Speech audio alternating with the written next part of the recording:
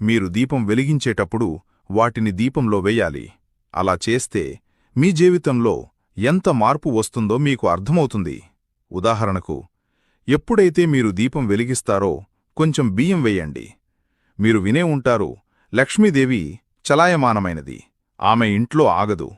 కాని మీరు దీపంలో బియ్యం వేసి దీపం వెలిగిస్తే దేవీదేవతలు మీమీద చాలా సంతోషిస్తారు మరియు దేవీదేవతలు మీ ఇంట్లో స్థిరమైన నివాసం ఏర్పరచడం ప్రారంభిస్తారు.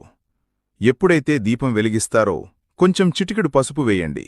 మహాలక్ష్మి చాలా సంతోషించడం ప్రారంభిస్తుంది. మీరు దీపం వెలిగిస్తున్నప్పుడు కొంచెం నల్ల మిరియాలు వేయండి. ఇంట్లో డబ్బు రావడానికి యోగం ఏర్పడుతుంది. డబ్బు కొరత, బీదరికం, డబ్బు ఎలా సమకూరుతుందో అర్థం కాని పరిస్థితి ఉంటే అన్నీ సరిదిద్దుకోవడం ప్రారంభమవుతుంది. మరియు చివరిగా ఒక ముఖ్యమైన విషయం, దీపం వెలిగిస్తున్నప్పుడు లవంగం వేయండి. లవంగం వేసి